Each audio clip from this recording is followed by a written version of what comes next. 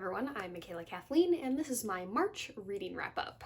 And in March, I read 5 books, including a lot of feminist reads for Women's History Month. So with that in mind, I started off with Moxie by Jennifer Matthew. And I started this one a little bit early, that way I would be able to immediately watch the Netflix adaptation, which was a little disappointing. I'll get into that. But yeah, this is sort of kind of a somewhat light, although still trigger warnings for sexual assault, but a somewhat light, kind of more YA jump into feminism. It is about a high school girl who is fed up with the sexism at her school, and she starts this anonymous zine called Moxie that kind of turns into a whole club and a whole revolution at this high school. And the zines are actually in the book. They're really fun. They look a little like this. And I always really enjoyed when she was going to make her zine, because that meant she had to go to the copy store and interact with Frank, who honestly, he's like a little side character, but I love him. He's one of my favorite characters. And I also connected pretty well with the main character, Viv. We're both kind of shy, got similar personalities going on. Both kind of creative types, but not super out there about it necessarily. I definitely could understand her keeping this anonymous. And the book definitely shows how like insidious the sexism is, and how even little things can be big things, and how that all just sort of stacks up and is super tiring. But yeah, it sort of starts off as low-level stuff, and then the boys start playing the bump and grab, which really ups the stakes.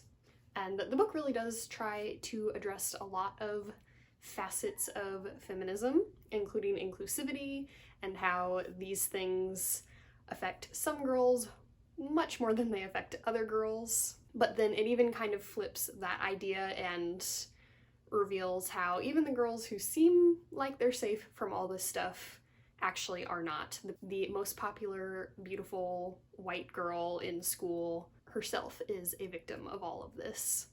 But that being said, with the whole inclusivity things, there were times in the book where it felt a little bit like lip service, which the movie definitely improved upon. The movie did a lot more, I guess, work to make it not feel like lip service, and in the movie it felt more natural. Although one area where the movie kind of failed with this was they kind of made a point of showing this character who is in a wheelchair and is put at the back of the marching band the entire movie, and the movie's kind of trying to point this out as a problem, but then this character never comes to the forefront of the movie in any significant way, and it's almost like she's been pushed to the back of the movie, much like she is pushed to the back of the marching band, which was a little bit of a uneven messaging, I think. And then the big thing that the movie changed that I did not like was, and spoiler warning here, but the big thing they changed that I didn't really like was not having Emma report her assault. This book already got very bad sexist reviews, but reviews that basically were trying to discredit her as a victim because she reported to the school but not the police, and blah blah blah. It was a terrible review. I won't say who did the review. It wasn't just a Goodreads review, it was like a review from like a newspaper or something. But then so the movie, to have her not even report it to the school, I feel like it makes it just easier for people to be shrug it off and be like, oh well, she didn't report it, so how could she expect the school to do anything about it? And the whole point is that people do report things like this to the schools, and schools don't do anything about it, and that's the problem that needs to be fixed. So I think it would have been better if the movie had had her report to the school and had the school do nothing about it, because that's what happens in real life and it sucks. And then the other thing was a lot more subtle, but I feel like they made Viv's love interest just a little bit too perfect. And they also made Viv a little bit too crazy. Like when she goes off on her mom's boyfriend at the dinner table for absolutely no reason, it was just a bit much. And then yeah, the boyfriend never makes any mistakes, doesn't have to learn anything, any lessons or grow at all. He's just already all there with the movement and knows exactly what to say in every moment. They kind of flipped the dynamic of the book, in which the book Viv is maybe almost a little too perfect. I like here that her best friend calls her out because she doesn't quite always be sensitive to the fact that her friend, as a person of color, is having to deal with different issues than she is as a white person. And then the boyfriend in the book almost has a little bit too much to learn as far as like victim blaming or just not caring about things that are going on. So yeah, it's like a delicate balance to find on having characters be flawed, but not overly flawed if they're meant to be like likable characters. And yeah, both the book and the movie were just slightly off in places for me. I did like that the movie had the mom's boyfriend, I feel like, a little bit more than the book, even if I didn't like the dinner scene with him. But in the book, the mom's boyfriend sort of just disappears. And I kind of, at the end, was left wondering, where did John go? And I did find his character interesting. It was a little bit of like the tired old trope of child not wanting their parent to date someone. But it was kind of an added twist of like, she didn't like him because he's Republican and her mom's Democrat, and she felt like his views of the world don't align with yours, why are you with him? And it was kind of an interesting exploration of like navigating relationships where your views don't align on every single thing. So I found that interesting, and I honestly could have used more John. But yeah, overall this was a nice, light, kind of young adult look at feminism. It was a fun read, and I gave it like 3.5 stars. For a while at the beginning, I was leaning towards 4, and then I was leaning towards 3, and I ended up at 3.5. So yeah, that is the first book that I read in March. The second book I read was Selected Poems of Emily Dickinson. This was kind of my first foray into poetry. I was not sure if I would enjoy it, and there were some that I really enjoyed, some that I just did not get. I definitely enjoyed the poetry in here better than the poetry in Alice in Wonderland, sitting right here. There were a lot that I put little markers in for that I enjoyed. The book itself is so pretty with the foiling on it. And yeah, I definitely wrote down some quotes from here. So overall, glad I read it, glad I gave it the chance. It was definitely worth the read. So then after that, I reread The Handmaid's Tale by Margaret Atwood, which I read this last year, and it was in my March wrap-up last year as well. So I'm not going to talk about it too long, and I will link that March wrap-up. But yeah, at the time when I read it last year, I did not read the sequel, The Testaments, and so this March I wanted to reread The Handmaid's Tale and finally read The Testaments.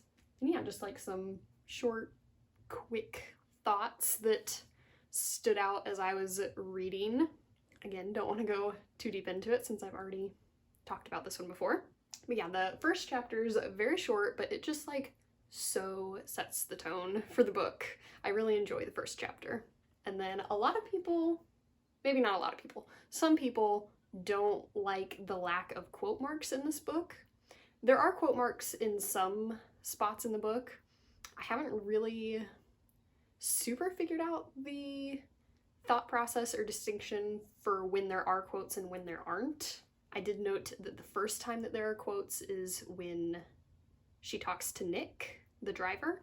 I think there tend to be quotes more so when she's in scenes with men. And so my kind of thoughts or interpretations on it, I'm sure there are lots and there are no right or wrong answers, but my thoughts were like, obviously women aren't really supposed to speak in this society, but then also I had this thought of like, when the women are having conversations between themselves and there aren't quote marks, it's almost like they've gotten so skilled at navigating this society that they've almost learned to mind read each other so that they can exchange information without being found out. Which obviously I don't think they're actually reading each other's minds, but that's just sort of the place where my mind went with it. And then I did notice a slight inconsistency, kind of, but there's a scene in the, like, Handmaids Training Center, where it says that the aunts would, like, read the Bible to the handmaids or whatever, but it was on audio so that even the aunts couldn't read. But the aunts are allowed to read, so is it that they just aren't allowed to read in front of the handmaids? Or is it an inconsistency? But yeah, just something I kind of noted this time. But anyways, I've already talked about this a lot considering I said I would keep it short. So then, of course, on to the Testaments. So, of course, spoilers for this one as well. This one takes place after The Handmaid's Tale by, I think, like 10 years or so, and it follows Aunt Lydia from The Handmaid's Tale, but then also a girl who is living in Canada and a girl who is living in Gilead and is the daughter of a commander. And the book starts off with the daughter of the commander, her mother, quotes, telling her the story of how she found her daughter in the forest with like a bunch of other children, and she picked her out of all the children in the forest, and they had to run from the forest and she rescued her or whatever. And it's a very creepy story and an excellent way to start the book, because of course you immediately recognize the story as not being what the mother is telling, but as Offred's run through the forest trying to escape Gilead with her daughter, and this is clearly her daughter. And I really liked, her name is Agnes, the daughter of the commander. I really liked Agnes's narration in this book a lot. It honestly kind of reminded me a little bit of Offred's narration in The Handmaid's Tale, but obviously much younger sounding. And then Agnes's mother, who actually really does love her and is a very good mother and all that, but she dies and she gets a new stepmother, and it kind of follows the old trope of the evil stepmother, but it just kind of really worked since her narration did start with this forest fairy tale thing. And so it just sort of tracked nicely. And I really liked that. And I also really liked Aunt Lydia's part of the book, her narration. And I liked that with Aunt Lydia, she found like different parts of her as a character to explore, and I found all her stuff really interesting. But one thing I liked is that the book does kind of track with the show, so it all just sort of works together. But I did not like the third point of view at all, which the third point of view was the girl who is living in Canada. I found her annoying. She had like a big twist that was extremely obvious from within like maybe 3 pages of her narration. So then when the twist finally came, it was just sort of awkward, like, I already knew this, because it's like presented as this big twist for her and it's just not. So yeah, I didn't like her storyline, didn't like her narration style at all. And like overall, I enjoyed the book and I felt like it was a good kind of tack on to the original book, but definitely the show helped that a lot. Like, I feel like I wouldn't have enjoyed it as much if I wasn't a fan of the show, and if it was just working as a sequel to The Handmaid's Tale, especially because it is a very different writing style than The Handmaid's Tale. The Handmaid's Tale is like very internal, kind of slow, very descriptive, very like metaphorical, whereas this is much more like action-y and more like plot and less of like the characters' feelings and stuff, which also kind of makes it feel a little less mature. And it does like wrap up every little storyline, and then there's not really this mysterious ending like there was with The Handmaid's Tale. And it's all also just a little bit too happy and too easy. So it reads a little bit more like a YA dystopian. I didn't really care for the storyline of Agnes and Nicole. Agnes I found very interesting in the first half of the book, but then the second half, when she's like with Nicole, I didn't really like her storyline anymore. And Nicole I did not like the whole way through, and their ending was like nice and happy, but it just felt too easy and it just wasn't very intriguing. Lydia I liked the whole way through, and I really loved her final chapter. Very haunting final chapter for Lydia.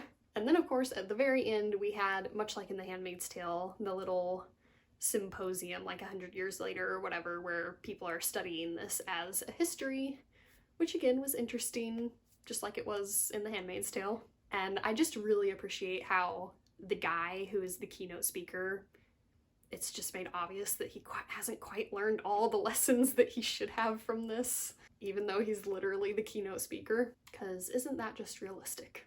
Another thing about Nicole, makes zero sense that she went into Gilead, in my mind. But yeah, so it was a fun one, but I feel not as well constructed as The Handmaid's Tale. The second half definitely faltered a bit, and so I ended up giving this one just 3 stars, just average book. Fun little dystopian, almost YA feeling adventure tale. And then I had a little extra time at the end of the month to squeeze in an extra book, and for that I did The Boy, the Mole, the Fox, and the Horse by Charlie Moxie, which this is a book basically just full of illustrations and these 4 characters saying nice, heartwarming things to each other. So definitely just a feel-good book. And the illustrations are really pretty, very simple illustrations. My favorite illustrations in a book are still the Disney fairy books over there, but these are also very nice. And yeah, I feel like this book can be summed up into just 3 words: quotable, funny, and adorable, and heartwarming.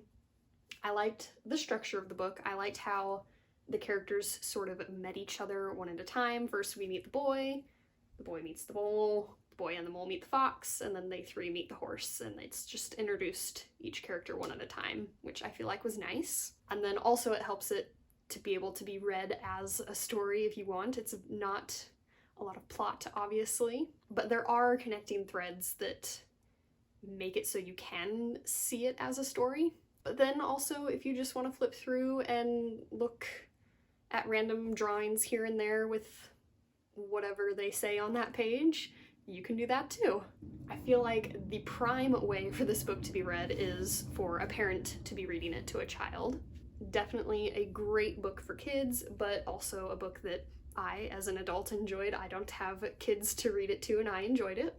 But yeah, parents reading it to kids, I feel like, is the prime way for it to be read, because I feel like there's just a lot of great things in there that kids could get out of it. So yeah, very enjoyable. It accomplishes exactly what it sets out to accomplish, and a nice way to end off a month of somewhat heavy reading. So yes, these are the 5 books that I read in March. Let me know down below what you read in March. Did you read anything for Women's History Month? I hope you enjoyed this wrap-up, and now on to today's quote. And this one is from What If Everyone Knew Your Name by Liz Ruckshadell and Sarah James, which were these old, like, teen girl choose-your-own-adventure books back in the day. I loved them. I don't know if anyone out there remembers them, but yeah, loved a good choose-your-own-adventure. But the quote is, "Even artists sometimes paint themselves into a corner." Thanks for watching. Remember, words matter.